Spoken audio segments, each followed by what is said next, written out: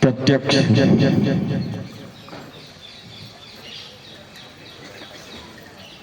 एक जीती जागती एक धर्म की मूर्ति।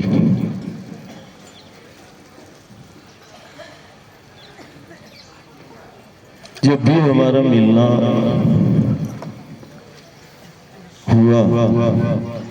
तो मुझे ध्यान है कि वो मुख से एक ही चीज को उन्होंने अंतिम समय पर हमसे मांगा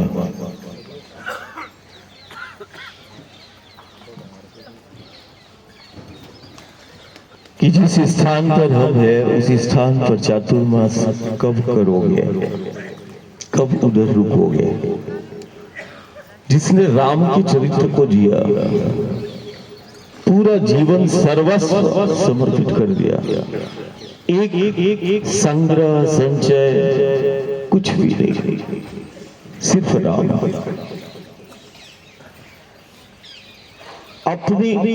जीवन के एक एक क्षण एक एक पल में जिसने राम को ही समाहित कर लिया और एक एक सांस और एक एक धड़कन में जिसकी सिर्फ राम के चरित्र का रसपान करती रही, वो जीवंत मूर्ति जो नर्मदा के पथ पर किसी गांव नगर से चलते चलते आई और नर्मदा के पट पर राम के उस चरित्र को जिसने जिया और हर एक सांस में हर एक धड़कन जिसकी राम बोलती, जिसकी देह भी वो तप की जीती जागती उसने मूर्ति बना दिया अपनी देह को। ऐसे वो संत सियाराम बाबा,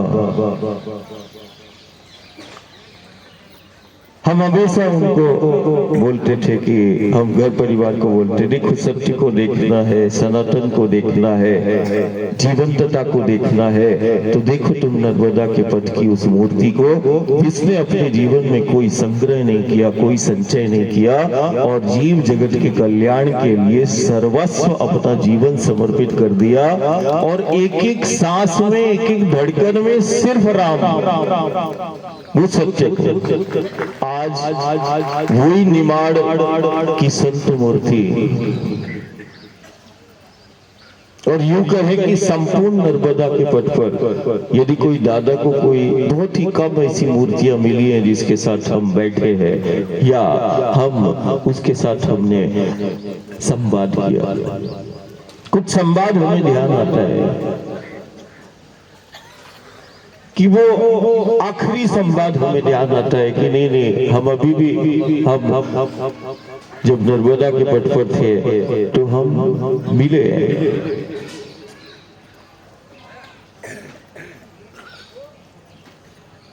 देखा तुम्हें जमात से बोल रहा था कि नहीं हो सकता है कि मेरा परिक्रमा से पहले ही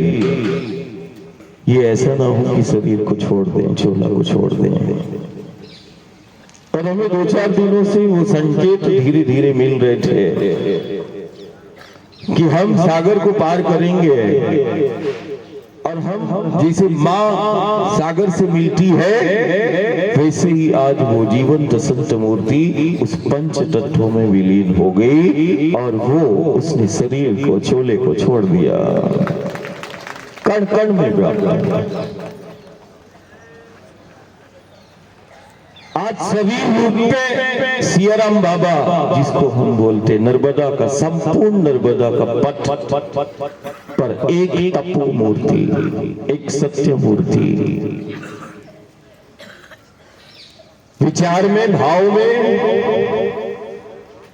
जिसके केवल और केवल राम का स्मरण और सुमिरन, जिसने जीवन पर्यंत किया और जिसने जीव जगत के कल्याण के लिए अपने जीवन को समर्पित कर दिया,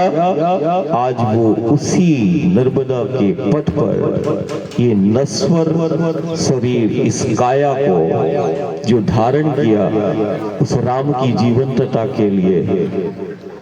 आज वो काया को वहीं छोड़ दिया।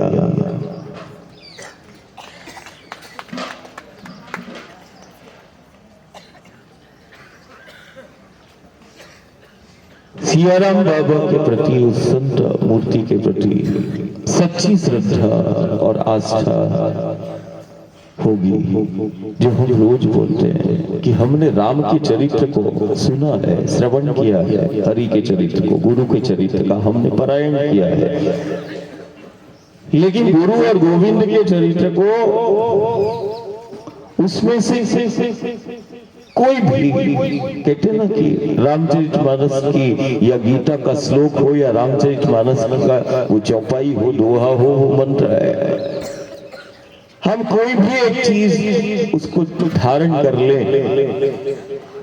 हमने जीता जागता एक सत्य को हमने शरीर के रूप में देखा है और देख भी रहे हो, लेकिन इतना जीवंत चरित्र देखने के बाद यदि घर परिवार समाज में बदलाव नहीं आ रहा है और वो विसंगतियां है, तो आने वाला दौर जो है बहुत कठिन होगा। हमने ये कल भी संकेत दिए थे और आज एकादशी में इसकी जीवंत प्रमाणिकता है कि यदि तुमने उस जीवंत चरित्र को देखा है और चरित्र को जीते हुए देखा है और देखने के बाद यदि घर में, समाज में, जीवन में बदलाव यदि नहीं आ रहा है, तो आने वाला दौर बड़ा भीषण होगा, इतना भीषण होगा जिसकी कल्पना ज्ञानियों ने भी नहीं की। क्यों? कारण हमने चरित्र को नहीं पढ़ रहे, हम चरित्र को देख रहे हैं। ऐसा ही एक चरित्र जिसने आज शरीर को छोड़ दिया, चोले को छोड़ दिया, लेकिन वो चरित्र तो आज भी है और वही आधार होगा और वो चरित्र आज भी बैठा है। हम चरित्र को सुन नहीं रहे, घर परिवार समाज उस चरित्र को देख रहा है, जीता जागता देख रहा है। चरित्र के श्रवण की कितनी महिमा है, चरित्र के श्रवण की कितनी महिमा है। चरित्र का श्रवण कर ले तो कहते हैं कि वो उसकी महिमा बताई गई, लेकिन जिसने उस चरित्र को जो देख रहा है उसकी कितनी महिमा होगी जो चरित्र के संग ही चल रहा है और चरित्र का निर्माण ना हो घर परिवार समाज का, तो ये कितना बड़ा विषय है। आने वाला दौर कितना भीषण काल का संकेत दे रहा है कि चरित्र जीता जाता है, उसके बाद भी चरित्र का निर्माण ना हो, जीवन में परिवर्तन ना हो, इसका मतलब है कि आने वाला दौर बड़ा भीषण और बड़ा संक्रमण और आपदाओं वाला होगा। यह भीषण संक्रमण और आपदा का दौर ना आए, उसके लिए तो ये बारंबार संकेत है कि नहीं, देखो गंगा के पथ को, देखो यमुना के पथ को, देखो गोदावरी के पथ को, जीते जागते चरित्र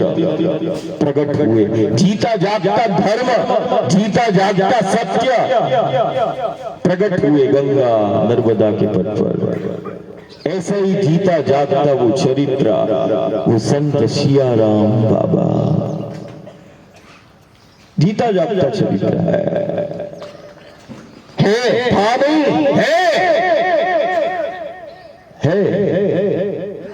ये तो कल भी मैंने बोला कि नहीं, हम ज्यादा समय के लिए नहीं है, ये तो शरीर है। हम आज शरीर, हमने काया को धारण किया, हम कल इसी नर्मदा के पथ पर हम इस शरीर को छोड़ेंगे, लेकिन सत्य तो रहेगा, चरित्र तो रहेगा, और वही सत्य, वही चरित्र, वो आधार आज भी है और तुम्हारी आने वाली पीढ़ियों के लिए भी वही गुरु का चरित्र, वही गोविंद का चरित्र आधार है। तुम चरित्र के साक्षी बने हुए हो। चरित्र लीला गंगा और नर्मदा के पथ पर युग साक्षी है, सदियां व्यतीत हो गई कि चरित्र लीला आज से नहीं, युग बीत गए, सदियां बीत गई, चरित्र लीला का ये पथ है उसी गुरु, उसी गोविंद, उसी शंकर की चरित्र लीला। लेकिन कितना बड़ा सौभाग्य है कि हम उस चरित्र लीला के साक्षी है, हमने उस चरित्र लीला को हम देख रहे हैं, हम उसके बाद भी यदि चरित्र का निर्माण नहीं कर पाए और जीवन में परिवर्तन नहीं ला पाए तो आने वाला दौर भीषण होगा। ये भी तुम जान लेना। ऐसी वसंत मूर्ति आखिरी का दौर था, मैं छेड़ता रहता था, क्या करना है बताओ, क्या करना है बताओ। तो वो चातुर्मास कब करोगे? मैंने कहा नहीं, पूरी परिक्रमा कराएंगे, हेलीकॉप्टर से कराएंगे, जैसा चाहोगे वैसा है, एक बार भ्रमण कर लो, एक बार भ्रमण कर लो। तो ऐसा बहुत कम बात किया करते थे, लेकिन जितनी भी बात हमसे की वो सिर्फ एक ही है, चातुर्मास कब करोगे?